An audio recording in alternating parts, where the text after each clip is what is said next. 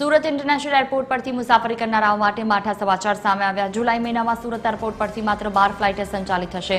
Airlines કંપનીઓએ પૂરતા મુસાફરો ન મળવાનું કારણ જણાવી ફ્લાઇટ્સની સંખ્યામાં મોટો ઘટાડો કર્યો।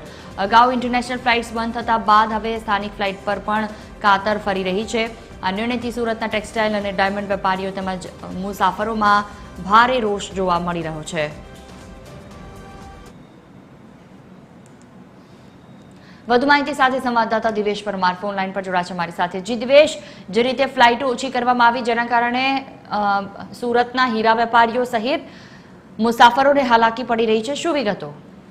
બિલકુલ જોઈએ જે પ્રકારે સુરત ઇન્ટરનેશનલ એરપોર્ટની વાત કરવામાં આવે તો આ એરપોર્ટ જે પ્રકારે નામનું જ રહી જવાનું હોય તે પ્રકારની સ્થિતિનું અત્યારે નિર્માણ થયું છે।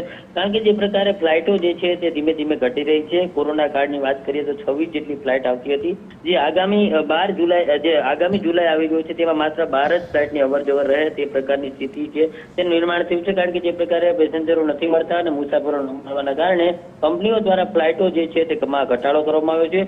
અત્યારની વાત કરવામાં આવે તો જે પ્રકારે જે ઇન્ટરનેશનલ એરપોર્ટ પરથી બેંગ્લોરની 11 ફ્લાઇટ રવાના થાય છે, જેમાં રોજની એક અને વીકલી ઉપરાંત દર 4 દિવસે ફ્લાઇટ રવાના થાય છે। પરંતુ જે પ્રકારે જુલાઈ માસમાં એક જ ફ્લાઇટ જે છે તે દોડાવવામાં આવે છે। આમ જે પ્રકારે હાલ ફ્લાઇટમાં ઘટાડો કરવામાં આવ્યો છે તેને લઈને ટેક્સટાઇલ ઉદ્યોગકારો અને રત્ન કલાકારો જે હીરા ઉદ્યોગકારો જે છે તે માટે માઠા સમાચાર છે અને ક્યાંય ને ક્યાંય રોષની લાગણી પણ જોવા મળી છે। કારણ કે એકંદરે જે પ્રકારે મુસાફરોને અવરજવર કરવું હોય તેમાં હવે આ ફ્લાઇટોની સંખ્યામાં ઘટાડો થયો છે ત્યારે રાહ જોવી પડશે અથવા તો બાય રોડ જવાની સ્થિતિનું નિર્માણ થઈ શકશે।